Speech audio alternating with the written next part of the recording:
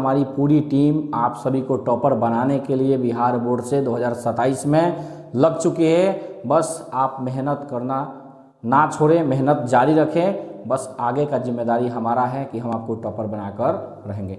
साथियों, आज की इस वीडियो को शुरू करने से पहले आपसे रिक्वेस्ट करेंगे कि आप अगर इस वीडियो पर, इस चैनल पर नए हैं तो वीडियो को लाइक करें और एक प्यारा सा कमेंट, वीडियो को जो कमेंट सेक्शन है उसमें कमेंट करें, ताकि हमारा मनोबल क्या हो, बढ़े। और इस वीडियो को अपने दोस्तों के साथ क्या करें, शेयर करें, ताकि हम लोग भी आगे बढ़ सके। इस चैनल को आगे बढ़ाने के लिए आप सबको क्या करना होगा, एक साथ मिलकर सपोर्ट करना होगा, तो ये चैनल आगे बढ़ेगा। साथियों, आप मेहनत कीजिए, बाकी का काम हमारे ऊपर छोड़िए, हम आपके पढ़ाई लिखाई में कोई कमी होने नहीं देंगे। तो साथियों, चलिए वीडियो को शुरू करते हैं। आज की इस वीडियो में हम जानेंगे कि अवतल दर्पण में विभिन्न प्रकार के प्रतिबिंबों का निर्माण कैसे होता है। विभिन्न प्रकार के प्रतिबिंबों का निर्माण कैसे होता है, कब वस्तु को कहाँ रखने से उसका प्रतिबिंब कहाँ बनता है।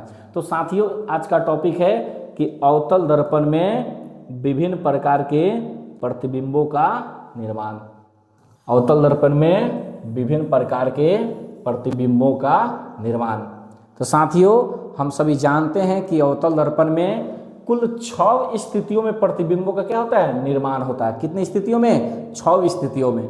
और वो 6 कौन कौन से होते हैं आज हम जानेंगे, एकदम बिल्कुल ट्रिकली। मैं आपको विश्वास दिलाना चाहता हूं कि अगर आप इस वीडियो को शुरू से अंत तक देखोगे तो पूरे जीवन नहीं भूलोगे अवतल दर्पण में प्रतिबिंबों का निर्माण। ये गारंटी है मेरा। बस आप वीडियो में शुरू से अंत तक बन रहिए। तो चलिए दिखाते हैं आपको। तो सबसे पहले हम बनाते हैं क्या, एक अवतल दर्पण। तो अवतल दर्पण ऐसे होता है।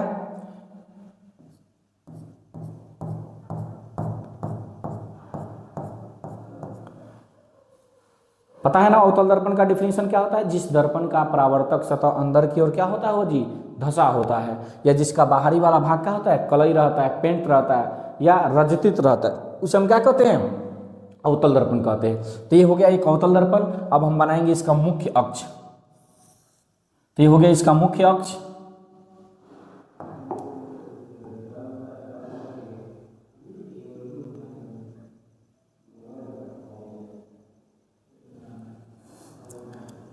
ये हो गया अवतल दर्पण। और यहाँ पर क्या होता है आप सभी जानते हो ना, यहाँ पर होता है इसका ध्रुव, जिसे P से रिप्रेजेंट करते हैं। इसके बाद होता है इसका मुख्य फोकस।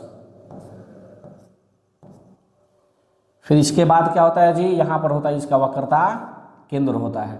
और इधर का जो भाग होता है इसको हम क्या कहते हैं, चलिए इधर का जो भाग होता है इसको हम कहते हैं इनफाइनाइट। क्या कहते हैं, इनफाइनाइट कहते हैं या अनंत कहते हैं। तो अवतल दर्पण में कुल 6 स्थितियों में प्रतिबिंबों का निर्माण होता है। कुल 6 स्थितियों में प्रतिबिंबों का निर्माण होता है। सबसे पहला क्या होता है जी, जब वस्तु को ध्रुव और फोकस के बीच रखा जाता है, यानी यहाँ से लेकर यहाँ तक किसी वस्तु को रखा जाता है, इन दोनों के बीच में। दूसरा आता है जब वस्तु को फोकस पर रखा जाता है। तीसरा आता है जब वस्तु को फोकस और वक्रता केंद्र के बीच रखा जाता है। और चौथा होता है जब वस्तु को वक्रता केंद्र पर रखा जाता है। पांचवा होता है जब वस्तु को वक्रता केंद्र और अनंत के बीच रखा जाता है। और छठा होता है जब वस्तु को अनंत पर रखा जाता है।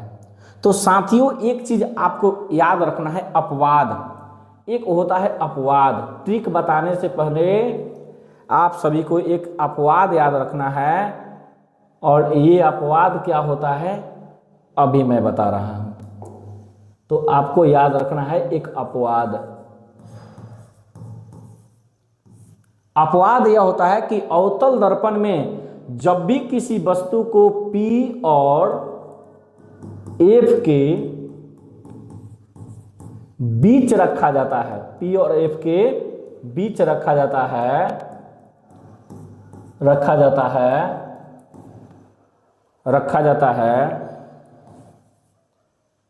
P और F के बीच रखा जाता है,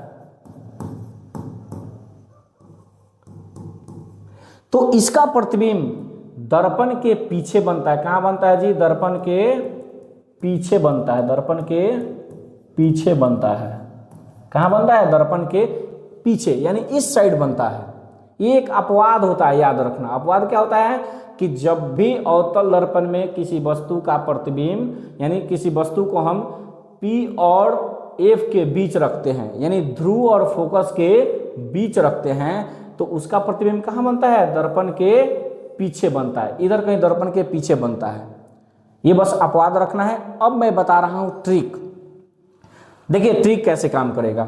सबसे पहले आपको इसको छोड़कर, ध्रुव और फोकस को छोड़कर आपको नंबरिंग करना है। नंबरिंग कैसे करना है? तो हम फोकस पर अगर वस्तु रहती है तो इसको हम मानते हैं 1। क्या मानते हैं जी? 1 मानते हैं। इसको क्या मानते हैं? 1 मानते हैं। गिनती लिखेंगे, यहां पर 1 लिखेंगे, गिनती लिखेंगे 1। थोड़ा सा समस्याएं हो रही हैं। यहां 1 लिखेंगे। फिर वक्रता केंद्र और फोकस के बीच अगर वस्तु रहेगा तो इसको हम क्या लिखेंगे? 2 लिखेंगे।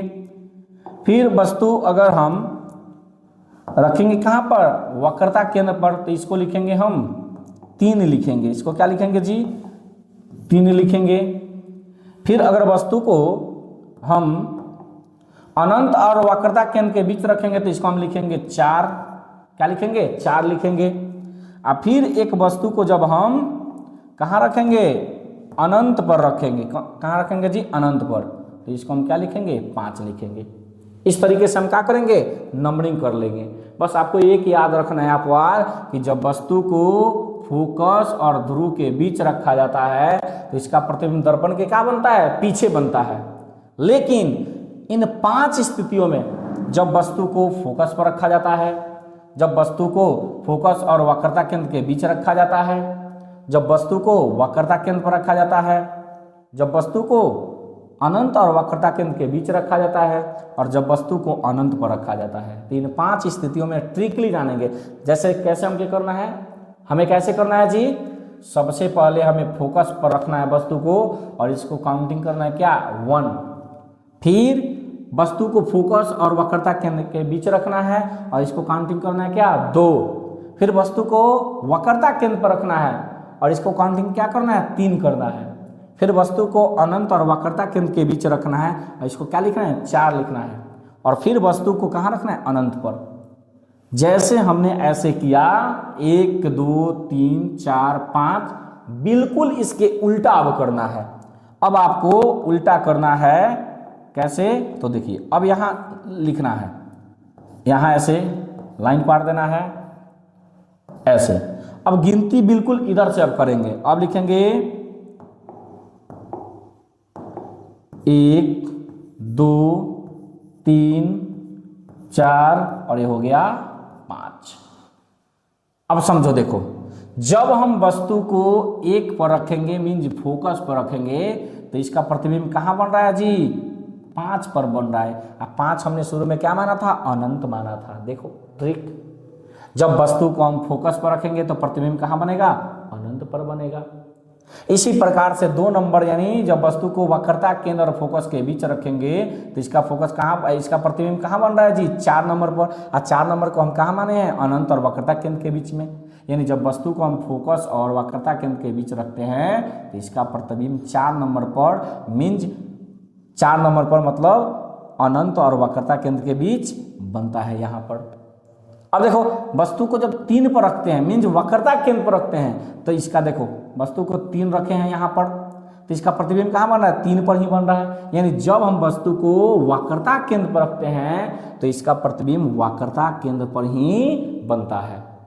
चौथा क्या होता है कि जब वस्तु को वक्रता केंद्र और अनंत के बीच रखा जाता है, यानी 4 नंबर पर रखा जाता है, तो इसका प्रतिबिंब कहाँ बनता है जी? 2 नंबर पर बनता है। कहाँ बनता है? 2 नंबर पर बनता है। कहाँ बनता है बच्चों? 2 नंबर पर बनता है। कहाँ बनता है जी?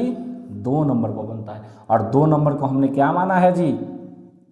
सॉरी, जब वस्तु को हम अनंत और वक्रता केंद्र के बीच रखते हैं तो प्रतिबिंब कहाँ बनता है? 2 नंबर पर बनता है। यानी 2 नंबर को हमने क्या माना है? फोकस और वक्रता केंद्र के बीच में। तो देखो, अब अंतिम देखो 5 नंबर। 5 नंबर क्या है, जब वस्तु को अनंत पर रखा जाता है तो प्रतिबिंब कहाँ बनता है, 1 नंबर पर, और 1 नंबर को हमने क्या माना था, फोकस माना था। तो देखो इस तरह से याद रखना, जब वस्तु को हम कहाँ रखेंगे, जब वस्तु को हम रखेंगे फोकस पर तो इसका प्रतिबिंब कहाँ बनेगा, अनंत पर। जब हम वस्तु को रखेंगे कहाँ, अनंत पर, तो इसका प्रतिबिंब कहाँ बनेगा, फोकस पर। एक दूसरे के रिवर्स होते हैं। इसी प्रकार से जब हम वस्तु को रखेंगे कहाँ जी, फोकस और